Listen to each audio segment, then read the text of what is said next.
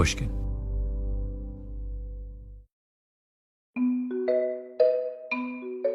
Hello, Revisionist History listeners.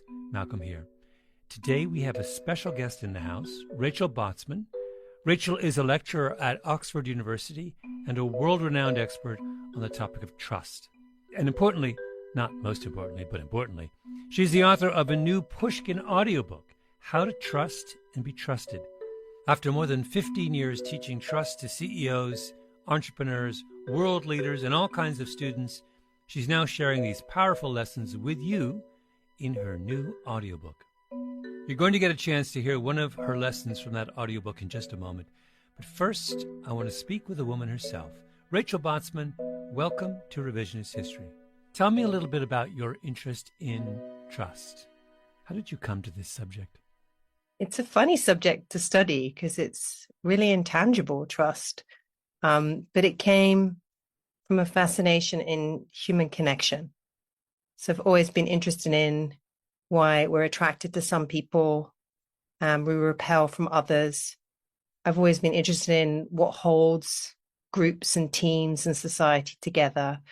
And the force, the social glue, is trust. And what I realized is that in the field of trust, you sort of have people who study like cells and negotiation. So essentially, how do you manipulate trust to get something from someone? Or you have the other end, which is like the Esther Perel end, which is like the therapist. Let's repair trust when it breaks down. And there wasn't a lot in between, which I found fascinating. Yeah. And you were drawn to this because, is this something we do naturally and well, or something that we're bad at? It's a good question. Most of us trust naturally. It's a very intuitive thing. Most of us do it badly because we rely on intuition and not information. And especially in high stakes situations or high risk situations, we're not really taught how to trust well, how to give our trust to the right people and products and information, which is a big one. And everything about our society and technology now is speeding up those decisions. So our trust making is getting worse, not better. What would be some of the sort of most common mistakes we make when we're trying to kind of make a trust evaluation? Well, speed is the enemy of trust. So making it too quickly or under pressure is a really big one. So most big decisions we have to make because we've got to hire someone or whatever that might be. So that's number one. The second is intuition over information. So I still believe in trusting your gut, but what is information? There's a lot of evidence around charisma and confidence overweighting capability. And I think we're seeing that play out in sort of leaders that are getting elected. So those that seem like bold and disruptive versus steady and capable and maybe even bland, that really influences trust. They'd be my top three. Yeah. I'm reminded of years ago, I read this study of student evaluations of professors and how the evaluation a student makes after 5 seconds is the same as their evaluation they make at the end of the term.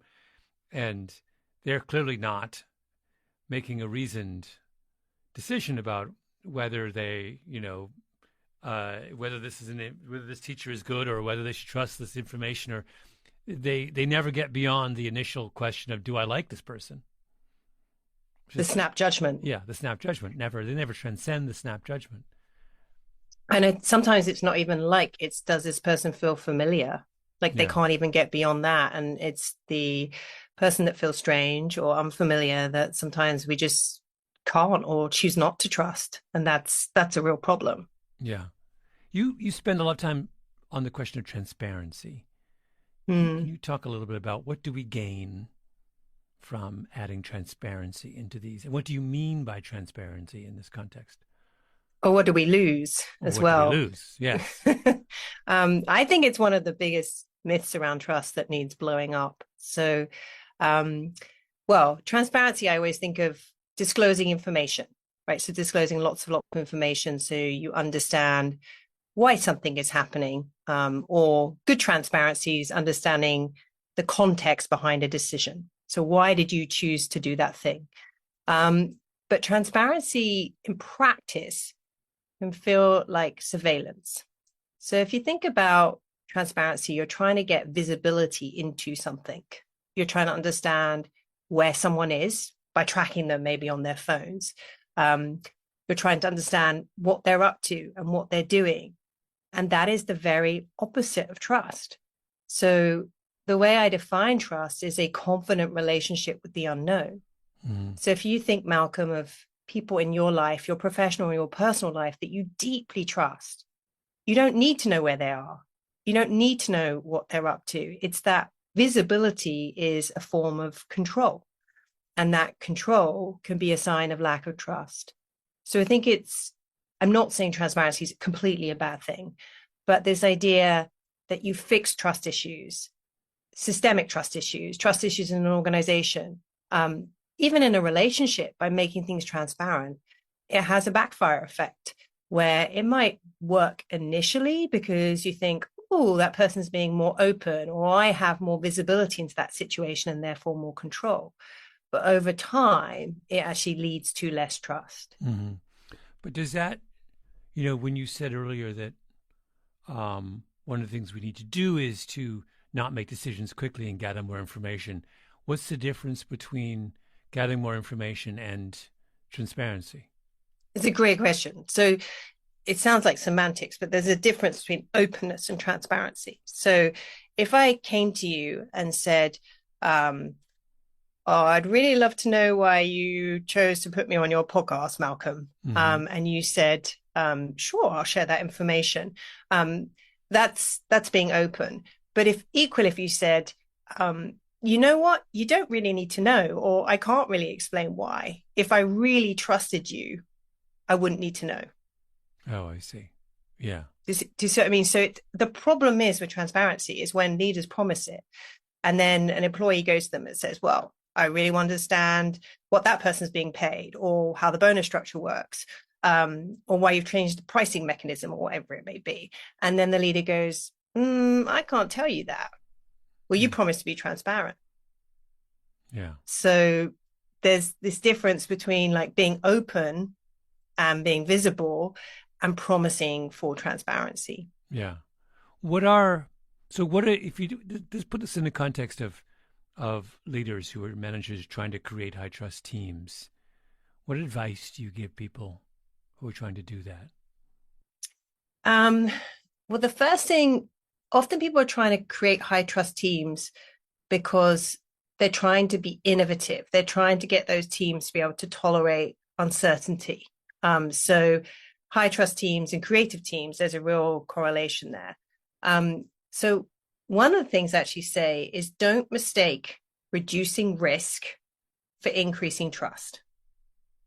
Mm-hmm. So what a lot of teams do is they figure out all the bad things that could go wrong right at the beginning. And it's a mindset. It's like, we'll just figure out how to mitigate risk before they've even happened. And if you create those kind of cultures in your teams, your trust mindset, your tolerance for uncertainty and the unknown actually reduces. So one of the really powerful things to do is actually go, okay, how does this team expand their capacity to be in the unknown and to be in that creative space versus how much of our culture is actually wired to measuring and managing risks? That's a really big one. Mm-hmm. You want another one? Give me another one. Yeah. Curious.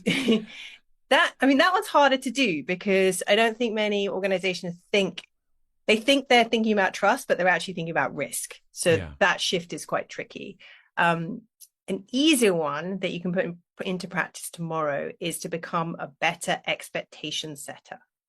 So many trust issues, and I think many managers and leaders are really bad at doing this, is how you set clear expectations that allow people to be empowered and to sort of live and work in the unknown. So it's like, this is what I expect of you within this time frame, within these boundaries. Now go play and go and do it. But we're often really bad at setting expectations. Yeah. So tell me, we're about to listen to a chapter from your book or an excerpt from your book. Can you tee it up for us? What are we about to hear? Mhm. You're about to hear the introduction, or chapter one, which really lays the foundations on what trust is, and how it works in our lives. And I find it fascinating and also a beautiful thing that trust has more definitions than love. So it is the most debated sociological concept in our lives. And so in chapter one, we really dig into this understanding of what trust is and how it works and how it influences your decisions and choices in ways that you may be aware of or may never have thought about before. Yeah, wonderful. Rachel, this has been really fun, and I think I speak for all of my listeners when I say that we are looking forward to hearing what follows. Yeah, I really hope it changes the way people think about trust. That's the reason for doing this. Yeah. And the name of your book is?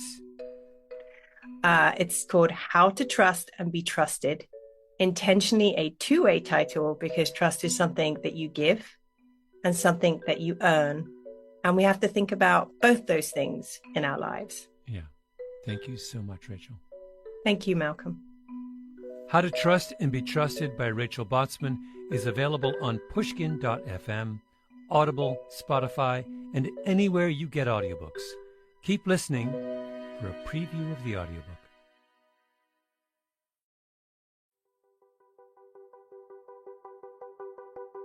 Chapter 1. How to give your trust to the right people. Have you ever trusted the wrong person? In this chapter, I'm going to teach you a really important workplace skill. How to give your trust to the right people. Because we can all learn how to make better trust decisions. I know firsthand about bad trust decisions because when I was 5 years old, my parents put their trust in the wrong person. A nanny.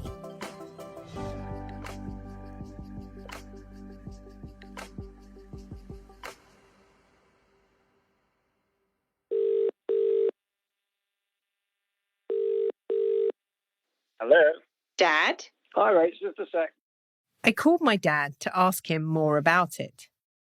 So, I'm calling about the nanny. Mm-hmm. You know which nanny?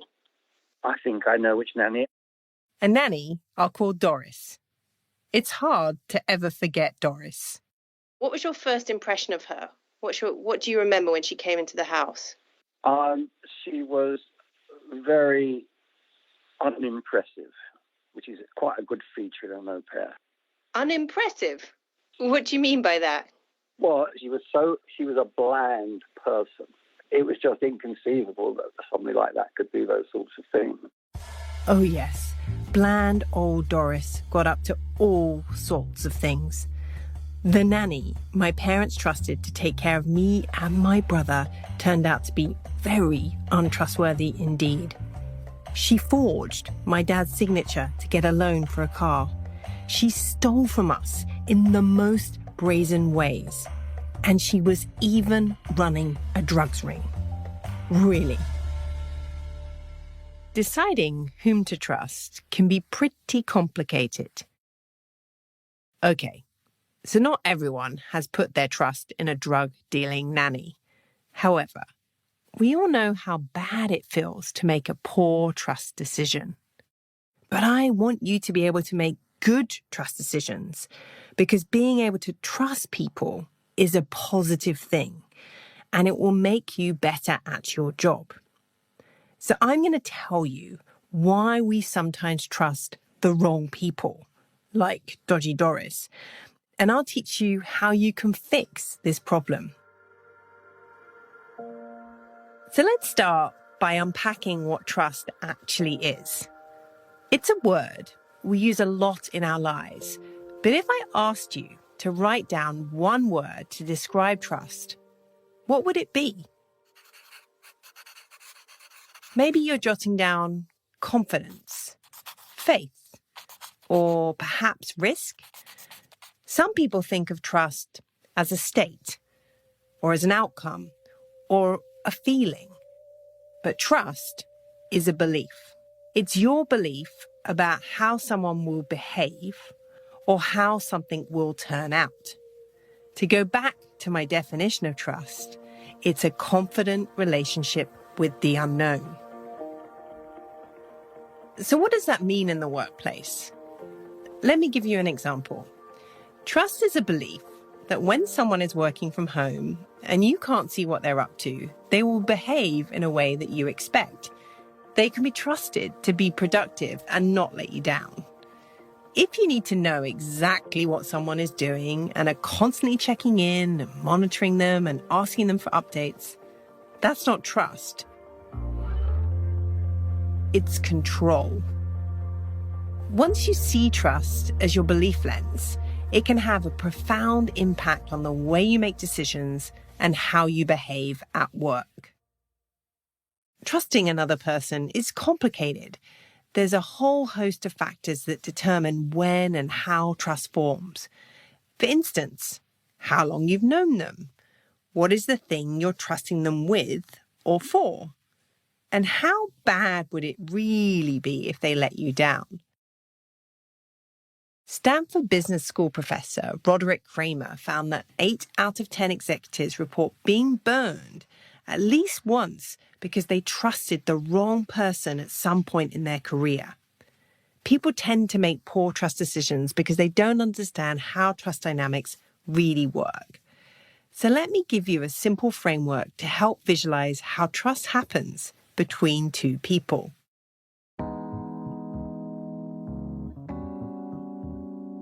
In any relationship, there are two players, the trust giver and the trust receiver. Let's start by focusing on what it means to be the trust giver. A trust giver is the person that is deciding whether to trust someone, a boss, a colleague, a friend, or in my dad's case, the nanny. As the trust giver, we have an important choice. Do we trust them or not? What influences our choices and decisions is called a trust signal. Trust signals are small clues we knowingly or unknowingly use to decide whether another person should be trusted. How someone speaks, the questions they ask, who they're with, what they're wearing, and even how they say, "Hi, how are you?" These are all trust signals. In other words, the way we make a trust decision is based on pieces of information we pick up from another person. The tricky thing is, we don't always look for or interpret trust signals in the right way. Some trust signals are way louder than others, because often we unknowingly tune into the signals that we want to see, that are familiar to us. Becoming aware of the trust signals you're tuning into is the first important step in making smarter trust decisions. Here's a simple exercise to try. The next time you meet someone for the first time, try to stay aware of what you're tuning into. Is it their voice, their clothes, their demeanor, or their posture? Similarly, what questions do you ask them in the first few minutes? Just becoming aware of how you're looking for things that are familiar can be powerful. Making trust decisions based on familiarity is a tricky behavior to change because our assumptions about whom to trust are deeply wired. They're often biases that have been with us since we were very young. When you're about 3 months old, you start trusting people who look like your parents more than other people. Maria Konnikova is a psychologist and author who's written a lot about distrust. She's an expert in the ways trust is exploited by everyone from con artists to poker players. And she happens to be a champion poker player herself. We trust people who seem like us, who look like us, who sound like us much more than we do people who don't. That's something that con artists, by the way, manipulate all the time as well. Oh, you're from New York, I'm from New York, and they might not have ever been to New York, but they try to get those little superficial similarities so that we have a basis for trust. There's a fascinating study on the link between trust and familiarity. The study, done by a professor named Lisa D. Bryan from the University of Glasgow, showed how facial resemblance enhances trust. Participants in an experiment were shown faces of strangers to be potential playing partners for a game. When the face of the stranger was similar to the face of the participant, they were more likely to trust the unknown person. Take a moment to think about that. Have you ever trusted someone just because they felt familiar? Maybe they went to the same school as you, like the same sports team, or maybe, as in the study, they even looked a bit like you. Familiar trust signals are often the loudest because of what's known as confirmation and desirability bias. We use them to confirm our own ideas about how someone or something should be, or how we want them to be. That's what happened with my parents and Doris the nanny. She showed up wearing a navy-coloured uniform, complete with a bonnet hat. She had a mop of curly hair and large steel-rimmed glasses. She even played the tambourine. I'm not joking. What a trustworthy person she must be. And even when some major red flags started popping up, my parents let the familiar trust signals override their better judgment. There was the time Doris wanted to get away for a weekend, so she said her Uncle Charlie had died and she needed to go to the funeral. My dad found out this wasn't true when he called Doris's mum to express his condolences, and Doris's mum said, "But Uncle Charlie is just fine. Doris must be confused." You can't be confused about whether Uncle Charlie is dead or not. He's either dead or he isn't. At this point, being quite quick to grasp things, I thought all was not well. But you know, even after Uncle Charlie, she came with us on a holiday to Marbella. Well, that was very convenient, yes. Even though we were only 5 and 8, my brother and I could see how Doris was, well, different when my parents were around. It was all an act. And eventually, even my dad couldn't ignore what he was seeing. At the height of suspicion, he did something he'd never done before. He searched Doris's room. He found a bag of money under her bed, quite a lot of foreign currency, and it happened to be from countries Dad had been travelling to for work. I did question her, and she told me that she'd found the money under a tree in the park. And we still didn't get rid of her. No. And when I found more money in her room, she said she'd gone back to the same tree. Same tree? I want to know where this tree is, Dad. And still, Doris stayed with us. That was until my dad's car went missing and he finally kicked her out, called the police and sat guard outside our front door with a baseball bat. I imagine the Doris saga was in part how I first took a deep interest in understanding trust. Thinking back on it, my dad told me the decision to trust Doris came down to convenience. My parents were busy people with busy jobs. It was more convenient to keep Doris than to find a different solution. It's easy to dismiss or laugh at my dad's reasoning, but haven't we all done that? Not hire a dodgy nanny, of course, but make a trust decision or continue to trust someone based on convenience. Like when you tell yourself, I know that company isn't entirely ethical. They don't treat their employees well, but their service, it makes my life a little easier. So I'll just carry on using them.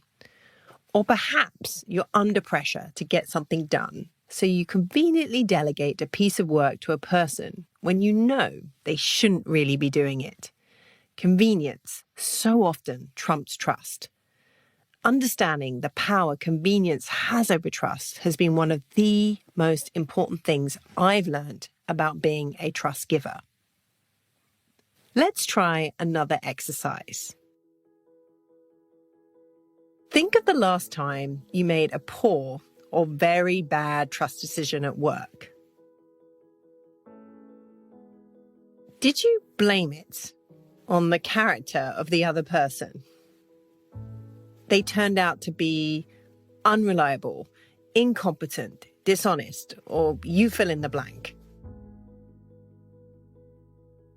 Someone's character plays a critical role, but what we often overlook is the importance of having the right information.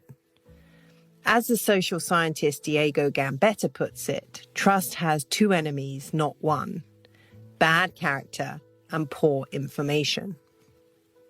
So, the next time you find yourself making an important trust decision, I'd recommend asking yourself these three questions. 1. What trust signals am I tuning into? 2. Am I trusting this person out of convenience? And 3, am I making this trust decision too quickly? Now, let's look at something else that influences what trust signals we pay attention to. Our gut. My dad's gut told him that a nanny who seemed bland was a safe one. His gut told him that blandness was a good trust signal.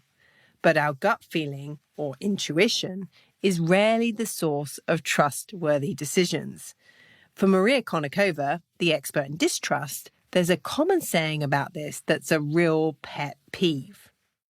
Trusting your gut. I hate that phrase. And I think it's very misleading and very bad advice. Because here's what we know from psychology. Our quote-unquote gut has very strong reactions. And they're sometimes correct and sometimes wrong. And our ability to distinguish the two is at about 50-50. So chance. We have very little ability to be able to figure out which of our gut feelings are correct and which are not correct.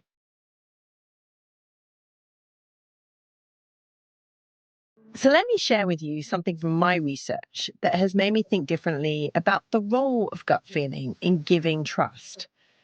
Gut feeling is not the decision maker, but a decision driver. So use your intuition, but challenge it with other information to make sure it's accurate. Here's how this might come up in your job. When you're thinking about how to have a difficult conversation with a colleague, or when you're taking a brief from a potential client and you're not entirely sure what they do. And of course, when you're hiring someone new, don't let your gut make the trust decision.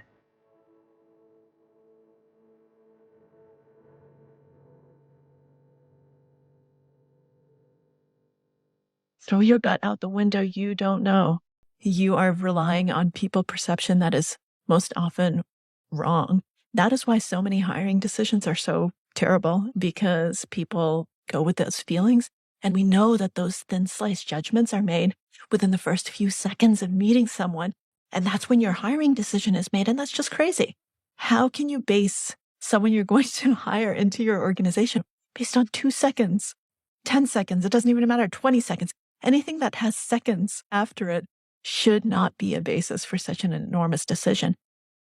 Instead of making important trust decisions in seconds, Maria recommends going by the old mantra that former President Ronald Reagan was so fond of. Trust, but verify.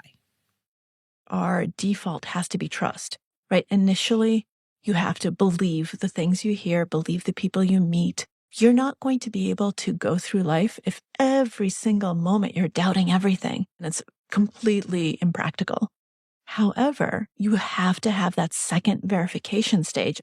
Verify everything that's important, and verify even when you don't really want to. Nobel laureate Daniel Kahneman's definition of a gut feeling is spot on.